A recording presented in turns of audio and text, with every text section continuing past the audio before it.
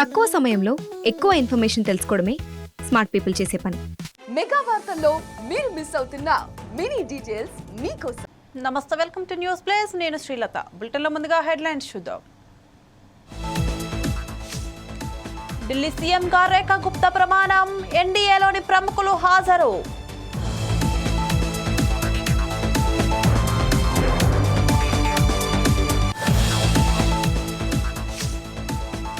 వల్లభనేనికి హైకోర్టులో చుక్కెదురు, ముందస్తు bail petition కొట్టివేత.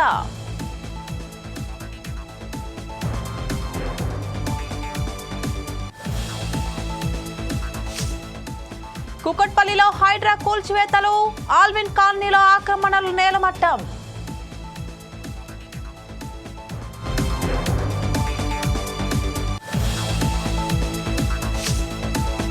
సాగు తాగునీటితో రాష్ట్రంలో అవస్థలు, ప్రభుత్వ తీరుపై హరీష్ రావు ఆగ్రహం.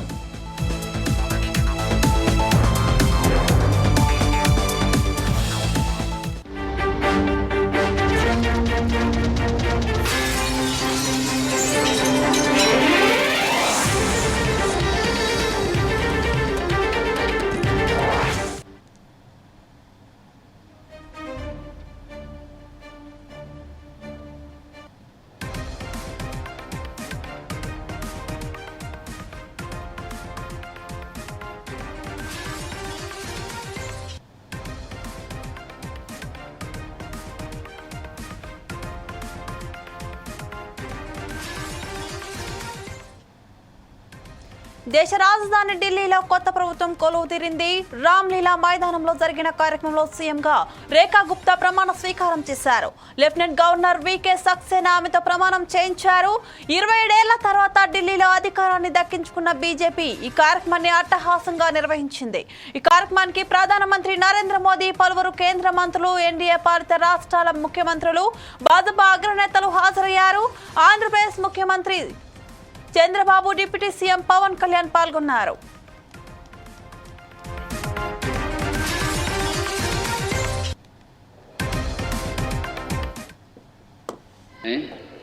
मैं रेखा गुप्ता ईश्वर की शपथ लेती हूं कि मैं विधि द्वारा स्थापित भारत के संविधान के प्रति सच्ची श्रद्धा और निष्ठा रखूंगी।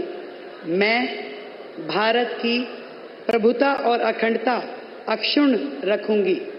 मैं मुख्यमंत्री के रूप में अपने कर्तव्यों का श्रद्धापूर्वक और शुद्ध अंतःकरण से निर्वहन करूंगी तथा मैं भय या पक्षपात, अनुराग या द्वेष के बिना सभी प्रकार के लोगों के प्रति संविधान और विधि के अनुसार न्याय करूंगी।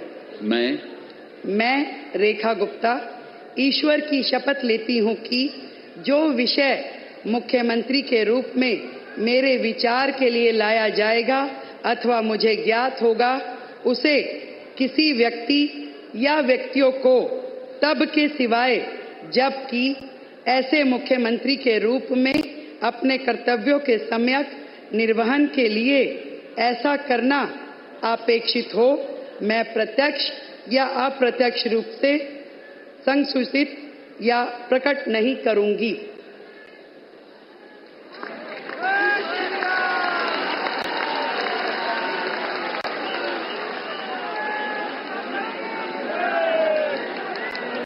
मैं परवेज साहिब सिंह ईश्वर की शपथ लेता हूं कि मैं विधि द्वारा स्थापित भारत के संविधान के प्रति सच्ची श्रद्धा और निष्ठा रखूंगा। मैं भारत की प्रभुता और अखंडता को अक्षुण्ण रखूंगा।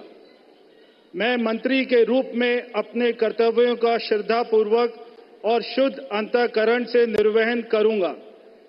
मैं भय या पक्षपात, अनुराग या द्वेष के बिना सभी प्रकार के लोगों के प्रति संविधान और विधि के अनुसार न्याय करूंगा। मैं परवेज साहिब सिंह ईश्वर की शपथ लेता हूं कि जो विषय मंत्री के रूप में मेरे विचार के लिए लाया जाएगा अथवा मुझे ज्ञात होगा, उसे किसी व्यक्ति या व्यक्तियों को तब के सिवाय जबकि ऐसे मंत्री के रूप में अपने कर्तव्यों के समेत निर्वहन के लिए ऐसा करना अपेक्षित हो, मैं प्रत्यक्ष अथवा अप्रत्यक्ष रूप से संसूचित या प्रकट नहीं करूंगा। जय हिंद। मैं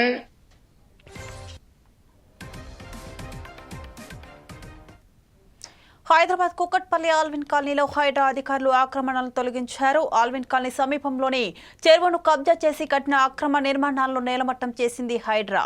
స్థానికుల ఫిర్యాదుల మేరకు ఆల్విన్ కాలనీ భూదేవి హిల్స్ పరకి చెరువులో ఆక్రమణలు కూల్చివేశారు అధికారులు. గత కొంతకాలంగా అక్రమ నిర్మాణాలు యథేచ్ఛగా సాగుతున్నాయని, గతంలో కట్టిన నిర్మాణాలు కూడా అలాగే ఉన్నాయని స్థానికులు హైడ్రాకు ఫిర్యాదు చేశారు. ఫిర్యాదు మేరకు జేసీబీలతో పోలీసుల పర్యవేక్షణలో హైడ్రా అధికారులు చెరువు వద్దకు చేరుకున్నారు. ఎఫ్టీఎల్ బఫర్ జోన్లను నిర్ధారించి అక్రమంగా ఉన్న నిర్మాణాలను కూల్చివేశారు.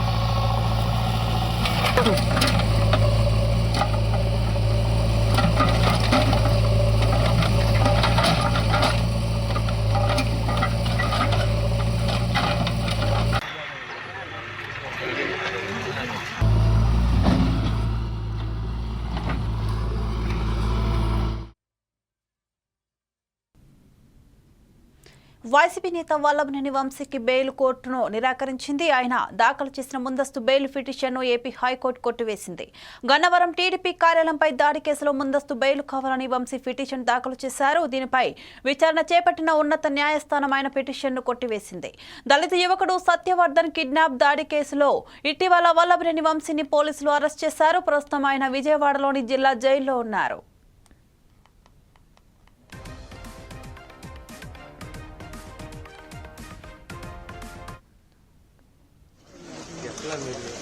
ఈ ప్రాణం నీరు పెట్టిందే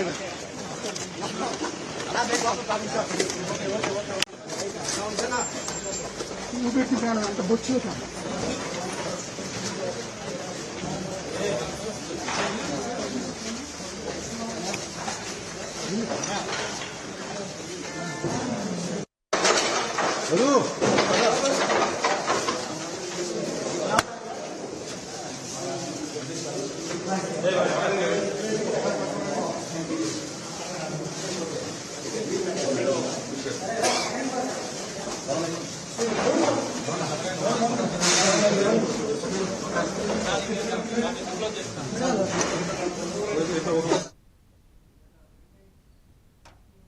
కేఆర్ఎంపీ ముందు ధర్నా చేద్దామని హరీష్ రావు పిలుపునిచ్చారు. రోజుకు 10,000 క్యూసెక్కుల నీరు తరలిపోతున్నా ప్రభుత్వం నోరు మెదపడం లేదని ఆయన ఆగ్రహం వ్యక్తం చేశారు.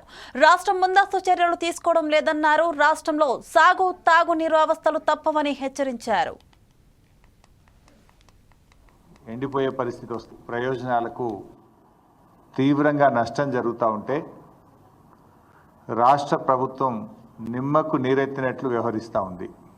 ఈ ప్రభుత్వం యొక్క నిర్లక్ష్యం వల్ల రాష్ట్రంలో లక్షలాది ఎకరాల్లో పంట ఎండిపోయే పరిస్థితి వస్తూ ఉంది. రేపు వేసవిలో త్రాగునీటి అవసరాలకు కూడా తీవ్రమైన ఇబ్బందులు ఎదుర్కొనేటువంటి పరిస్థితి కనబడతా ఉంది. అంటే ఒక సోయిలేని ప్రభుత్వం అధికారంలోకి వస్తే రాష్ట్రానికి ఎంత నష్టం జరుగుతుందో ఇవాళ మన కళ్ళ ముందు స్పష్టంగా కనబడతా ఉంది. రోజు పత్రికల్లో కూడా వార్తలు చూస్తూ ఉన్నాం. సాగర్ కుడి కాలువ నుంచి ఆంధ్రప్రదేశ్ ప్రభుత్వం రోజు 10,000 క్యూసెక్కుల నీళ్లు తరలించకపోతుంటే తెలంగాణ ప్రభుత్వం చేవజచ్చి చేష్టలుడిగి చేతులు కట్టుకొని చూస్తూ ఉన్నారు. నీళ్ల మంత్రి నీళ్ళు నములుతూ ఉన్నాడు. ఒక్క మాటలో చెప్పాలంటే తెలంగాణ భూభాగానికి నీళ్లు మళ్లించిన ప్రభుత్వం బీఆర్ఎస్ ప్రభుత్వం అయితే చేతగాక నీళ్లు నములుతున్న ప్రభుత్వం ఇవాళ కాంగ్రెస్ ప్రభుత్వం. 3 నెలలుగా సాగర్ కుడికాలువ నుంచి రోజు 10,000 క్యూసెక్కులు పోతా ఉన్నాయి. మరి ముఖ్యమంత్రి గారు, నీటిపారుదల శాఖ మంత్రి గారు బెల్లం కొట్టిన రాయిలాగా చలనం లేకుండా ఎందుకు పడి ఉన్నారు? కృష్ణా జలాల్లో తాత్కాలిక ఒప్పందం ప్రకారం, సరే గతంలో మమ్మల్ని విమర్శించారు, మీరు కూడా మొన్న పోయి అదే ఒప్పందం చేసుకొని వచ్చిండ్రు.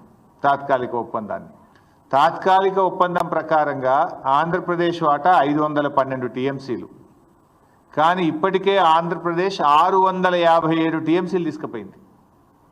657 టీఎంసీలు తీసుకపోతే మీ నోరు పెగలడం లేదా అని అడుగుతా ఉన్నా. మిమ్మల్ని ఎన్నుకున్నది ఎందుకు? రాష్ట్ర హక్కులను ఆంధ్రప్రదేశ్కు తాకట్టు పట్టడానికి మిమ్మల్ని రాష్ట్ర ప్రజలు ఎన్నుకున్నారా? గడిచిన 25 రోజుల్లోనే 60 టీఎం. నిర్మల్ జిల్లా బాయంసా ఏరియా ఆసుపత్రి ప్రైవేట్ వాహనాలకు అడ్డాగా మారింది. ఉదయం నుంచి సాయంత్రం వరకు పనుల నిమిత్తం బయటకు వెళ్లేవారు సైతం వాహనాలను ప్రభుత్వ ఆసుపత్రిలోనే పార్కింగ్ చేసి వెళ్తున్నారు. దీంతో ఆసుపత్రి ప్రాంగణమంతా వాహనాలతో నిండిపోయింది. అధికారులు చర్యలు తీసుకోవాలని స్థానికులు వాపోతున్నారు.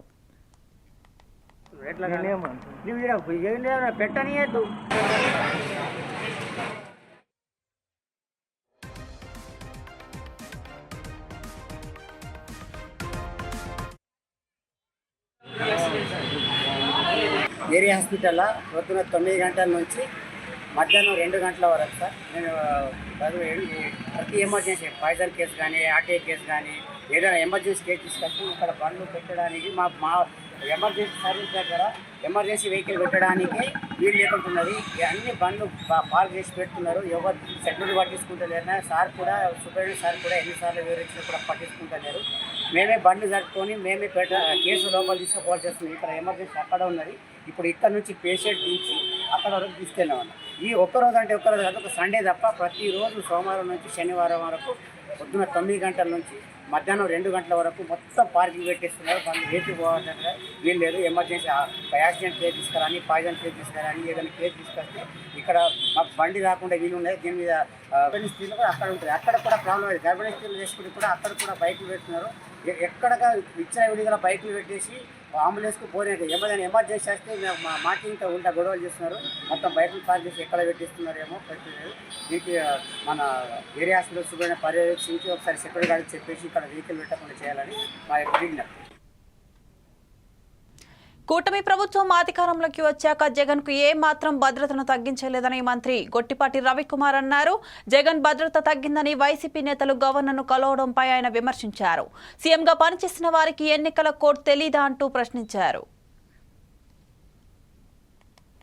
ఈ ఆంధ్ర రాష్ట్రంలో ఉన్న వ్యవస్థలన్నీ 5 సంవత్సరాల్లో నువ్వు వ్యవస్థలన్నీ కూడా సర్వనాశనం చేశావు. ఒక మాజీ ముఖ్యమంత్రి 3-4 సార్లు ఈ రాష్ట్రానికి ముఖ్యమంత్రి చేసిన అతను చంద్రబాబు నాయుడు గారి ఇంటికి మీ ఎమ్మెల్యేలను పంపించి గేట్లకు తాళ్లు కట్టిన రోజులు నీకు గుర్తురాలేదా? అన్నీ కూడా ఈ వ్యవస్థని ఈ భారతదేశంలో ఈ ఆంధ్ర రాష్ట్రంలో ఉన్న వ్యవస్థలన్నింటినీ కూడా సర్వనాశనం చేసి వదిలిపెట్టేశావు. మొత్తం కూడా రాజకీయ లబ్ధి కోసం గడిచిన 5 సంవత్సరాల్లో మా కార్యకర్తలను కానీ లేకపోతే మా నాయకులను కానీ ఎవరిని కూడా బయటికి రానికుండా కేసులు పెట్టడం అన్నీ కూడా చేసి వ్యవస్థలన్నీ కూడా నాశనం చేసి వదిలిపెట్టావు. ఈ భారతదేశంలో ఈ స్వతంత్రం వచ్చిన తర్వాత ఏ రాష్ట్ర ముఖ్యమంత్రి పరిపాలించలేనంత అధ్వానంగా గడిచిన 5 సంవత్సరాలు నీ పరిపాలన ఉంది. అందుకే ప్రజలు కూడా నీకు 11 సీట్లకు పరిమితం చేశారు. ఇప్పటికైనా నువ్వు ఒకసారి ఇంట్లో కూర్చొని ఆత్మ పరిశీలన చేసుకో. గడిచిన 5 సంవత్సరాలు ఏ విధంగా మనం పనిచేశాము, ఎందుకు ప్రజలు ఈ తీర్పిచ్చారనేది చేసుకోవాల్సిన అవసరం ఉంది. మళ్ళీ వాళ్ళ నిన్న కోడ్లో నువ్వు బయటకు వచ్చావు. ఒక ముఖ్యమంత్రిగా పనిచేసిన వాడివి కోడ్లో వెళ్ళకూడదనే విషయాన్ని నీకు తెలియదా?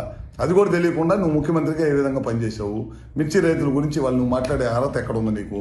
ఆ రోజు నువ్వే కదా ఎంఎస్పీ రేటు 7,000 రూపాయలు అని చెప్పి ఇచ్చింది. మా టైంలో బ్రహ్మాండంగా ఇవాళ ముఖ్యమంత్రిగా ఢిల్లీ లెటర్ రాయటం కానీ ఇంకా మంచి రేటు రావాలని చెప్పి ఇవాళ ముఖ్యమంత్రి గారు లెటర్ రాస్తున్నారు. ఆ రోజు తుఫాను వచ్చిన రోజు నువ్వు ఏ విధంగా రైతులను పరిశీలించావు? పరామర్శకు వచ్చి నీకు గ్రీన్ కార్పెట్ వేసుకొని గ్రీన్ కార్పెట్ మీద బెంచ్ కట్టుకొని బెంచ్ మీద నుంచొని రైతులను పరామర్శించిన ముఖ్యమంత్రి ఎవరన్నా ఉన్నాడు ఈ దేశంలో అంటే నువ్వే. ఆ రోజు అపోజిషన్ లీడర్గా ఉండి రైతుల తరఫున పోరాడిన వ్యక్తి ఎవరన్నా ఉన్నాయంటే అది మా చంద్రబాబు నాయుడు గారు. పొలాల్లో దిగి రైతులను పరామర్శించి ఒక రైతు కన్నీళ్లు పెట్టుకుంటే ఆ రోజు జేబులో డబ్బులు 2 లక్షల రూపాయలు ఉంటే ఇమీడియట్గా తీసి ఆ రైతులకు సహాయం చేసిన గొప్ప గుణం చంద్రబాబు నాయుడు గారిది. ఇవాళ నువ్వు అన్నీ కూడా మోసపూర్వమైన పనులు చేయటం, నాకు సెక్యూరిటీ అబద్ధపు హామీలు, అబద్ధపు మాటలు, పొద్దున్న లేచిన దగ్గర నుంచి ప్రభుత్వ పనితీరు మీద బురదేయటం తప్పక నువ్వు చేసింది ఏమన్నా ఉందా అని చెప్పి మరొకసారి తెలియజేసుకుంటూ, ఇంకా నువ్వు ఆత్మపరిశీలన చేసుకోవాలి. నువ్వు సంవత్సరం అయిన తర్వాత కూడా నువ్వు ఇంకా నీ బుద్ధి మారలేదు, ఇంకా నువ్వు పాత బుద్ధిలోనే ఉండవు, ఇంకా పాత టైప్లోనే ఉండవు. అబద్ధపు మాటలు చెప్పి ప్రజల్ని తప్పుదోవ పట్టించాలనే మార్గంలో ఉన్నావు. ఖచ్చితంగా మేము ఏదైతే చెప్పాము ఎలక్షన్ ముందు ఇచ్చిన హామీలన్నీ కూడా నెరవేర్చిన 5 నాగార్జున సాగర్ ప్రధాన డ్యాం సమీపంలోని అడవిలో భారీగా మంటలు చెలరేగాయి. రాత్రంతా శ్రమించి ఫారెస్ట్ అధికారులు మంటలను ఆర్పివేశారు. బేస్ క్యాంప్ వాచర్ల సహాయంతో అటవీ అధికారులు అడవిలో మంటలను అదుపులోకి తీసుకొచ్చారు.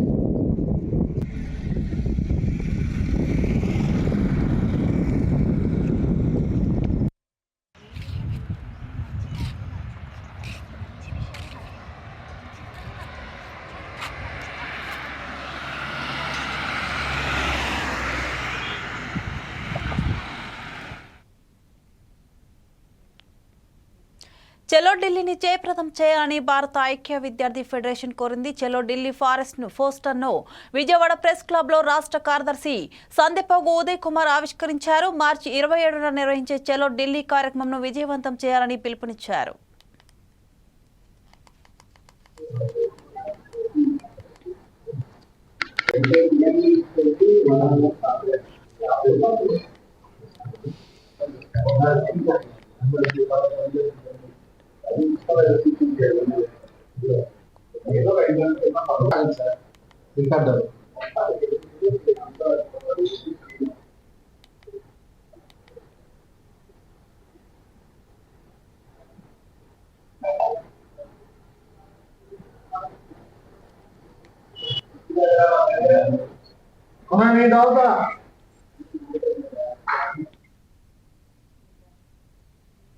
పశ్చిమ గోదావరి జిల్లా భీమవరంలో అభివృద్ధి ముసుగులో పేదల ఇళ్లను తొలగిస్తున్నారని సిపిఎం ఆరోపిస్తోంది.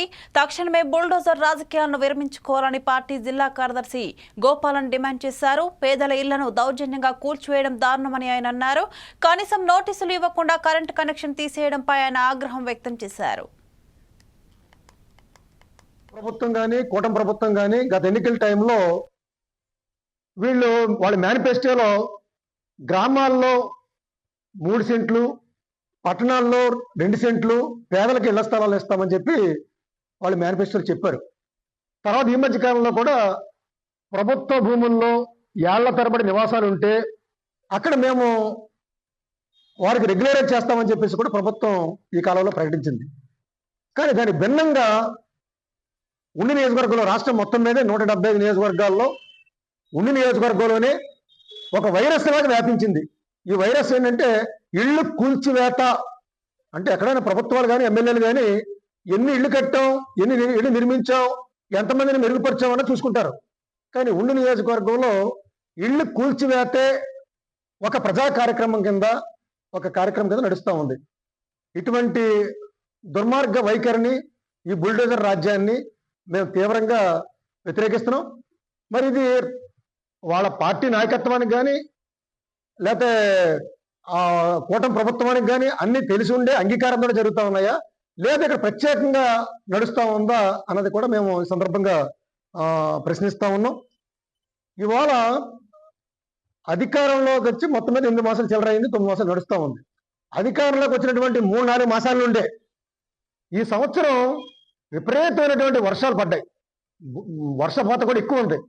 బోర్న వర్షం పడతా ఉన్నప్పుడు కూడా అంత వర్షాల్లో కూడా పేదలను కూల్చివేత విషయంలో ఎక్కడా కూడా కనీసం మానవత దృక్పథం కానీ కనీసం సానుభూతి కానీ లేకుండా బోర్లు వర్షం కురుస్తున్నా సరే నోటీసులు ఇవ్వడం, లేదు నోటీసులు ఇవ్వకుండా కూడా తొలగించేయడం కూడా జరిగింది. చరిత్రలో గతంలో ఎప్పుడు చూడని విధంగా విద్యుత్ కనెక్షన్ కట్ చేయడం అనేది ఎప్పుడు చూడలేదు అసలు. గతంలో కూడా నోటీస్ ఇచ్చిన సందర్భం ఉంది, గతంలో కూడా హెచ్చరించిన సందర్భం ఉంది, టైం ఇచ్చారు, ఇల్లు తొలగింపు అన్నది అడపదడప జరిగింది. కానీ ఇవాళ కొత్త టెక్నిక్ ఏంటంటే మరి ఎవరిచ్చిన సలహా కానీ ఇది ప్రజలు నివసిస్తూ ఉండగానే ఇళ్లలో ఉండగానే ఇవాళ కనెక్షన్ కట్ చేసి పేకనే కట్టెట్టి వాళ్ళని తొలగించేలాగా ప్రయత్నం చేస్తున్నారు. అసలు కరెంట్ పశ్చిమ గోదావరి జిల్లా భీమవరంలో బైక్లోని నగదును దోచుకెళ్తున్న ముఠాను పోలీసులు అదుపులోకి తీసుకున్నారు. సబ్ రిజిస్టర్ కార్యాలయం వద్ద తనిఖీల్లో భాగంగా పట్టుకున్నట్లు డీఎస్పీ జయసూర్య వెల్లడించారు.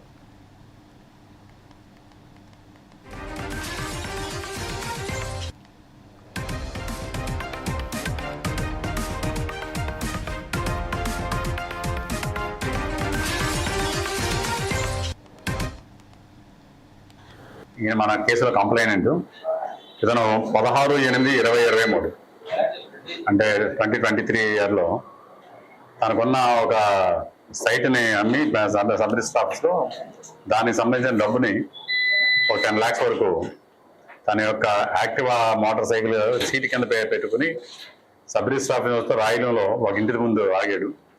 ఆగి తన ఇంట్లోకి వెళ్ళి బయటకు వచ్చేసరికి మళ్ళీ ఇంటికి వెళ్ళి చూసుకునేసరికి ఆ యొక్క క్యాష్ ఇంట్లో ఆ సీట్ కింద మోటార్ సైకిల్ కనపడలేదు. దాని నిమిత్తం అప్పట్లో case register 2 Town police station crime number 148/2023 under section 379 IPCగా కేసు నమోదు చేయడం జరిగింది. అప్పటి నుంచి కూడా ఆఫీసర్స్ దీని మీద శ్రద్ధ పెట్టి చాలా ఇన్ఫర్మేషన్ గ్యాదర్ చేశారు. రీసెంట్గా మన ఇన్స్పెక్టర్ కాళీ చిన్న గారు వాళ్ళ యొక్క team Israel and other constables అందరూ కూడా దీని మీద ప్రత్యేక శ్రద్ధ పెట్టి మన క్రైమ్ మీటింగ్స్లో కూడా వీటి గురించి అడిగారు. డికే అఫెన్సెస్ గురించి ప్రత్యేకమైన శ్రద్ధ పెడితే దీంట్లో బెట్టరకొండకు సంబంధించి ఇది ఒక హ్యాబిట్ అఫెండర్స్ ఉంటారు. బెట్టరకొండ అంతా ఈ యొక్క డికే అఫెన్సెస్ అవి చేసేవాళ్ళు, రైల్వే అఫెన్సెస్. ఆ ఏరియా చెందిన పీట్ల మహేష్ తండ్రి పేరు మోషే, అలాగే బెంజమిన్, వీళ్ళిద్దరూ చేసినట్టు మనకి సమాచారం క్రెడిబుల్గా తెలిసింది. దీని మీద ఒక టీం సెపరేట్గా ఫామ్ చేసి Kalicharan and inspector and Israel వాళ్ళ పార్టీ విజయ, శరత్ వీళ్ళందరూ, గోపి వీళ్ళందరూ కలిసి ఈ కేసులో దాదాపుగా ఒక వీక్ డేస్ నుంచి ఇదే పనిలో ఉంటే ఈరోజు అతన్ని పీరియాడికల్ వెంటాడుతుంది మన ఏరియాకి వచ్చినట్టు తెలిసింది. ఈరోజు మన ఏరియాలో సబ్ రిజిస్టర్ ఆఫీస్ దగ్గర ఇతను అరెస్ట్ చేశారు. అరెస్ట్ చేసిన మీద అతను వాటాగా వచ్చిన 10 లక్షలు 5 లక్షల అమౌంట్లో ఒక 3.5 లక్షల అమౌంట్ సీజర్ చేయడం జరిగింది. ఈరోజు ఇతని మీద ప్రీవియస్గా ఒక 11 కేసులు డిక్కీ అఫెన్స్లు ఉన్నాయి. మన నెల్లూరు, తిరుపతి, అన్నమయ్య జిల్లాలో, ప్రస్తుతం అన్నమయ్య జిల్లా, నెల్లూరు, బెంగళూరు, కర్ణాటక ఈ ఏరియా అన్నింటిలో కూడా ఇతని మీద ఈ యొక్క డిక్కీ అఫెన్సెస్ ఉన్నాయి. ఏలూరు జిల్లా కామవరపుకోటలో జిల్లా పరిషత్ ఉన్నత పాఠశాలలో మధ్యాహ్నం భోజన పథకం అమలు తీరును జిల్లా విజిలెన్స్ కమిటీ సభ్యులు డాక్టర్ వంటిపల్లి విజయకృష్ణ పరిశీలించారు. విద్యార్థుల సంఖ్య తదితర వివరాలు అడిగి తెలుసుకున్నారు. రికార్డు తనిఖీలు చేశారు. అనంతరం విద్యార్థులతో మాట్లాడి సమస్యలను అడిగి తెలుసుకున్నారు.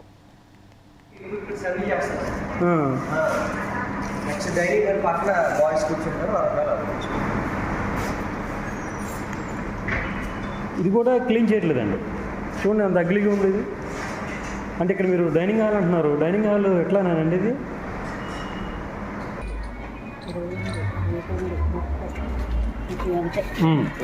$294 గుడ్లు వేయాలి. నువ్వు 150 గుడ్లు వేసాను అంటున్నావు. ఈ ఏమో 130 గుడ్లు వచ్చినాయి. అది అలా ఉంది మరి మన పనోడుతాను. అంటే మాస్టర్ చెప్పిన మాటకి నువ్వు చెప్పిన మాటకి అక్కడ ఉన్న వాటికి సంబంధం లేదు. గుడ్లు తినరు సరే, నువ్వు అక్కడ 294 ఎందుకు రాశారు? నువ్వు 150 ఎందుకు చెప్పావు? అక్కడ 130 ఎందుకు ఉన్నాయి? అలాగే మా 294 రాసి 150 అని చెప్తాం. మళ్ళీ అదే మాట చెప్తాను మాటికి.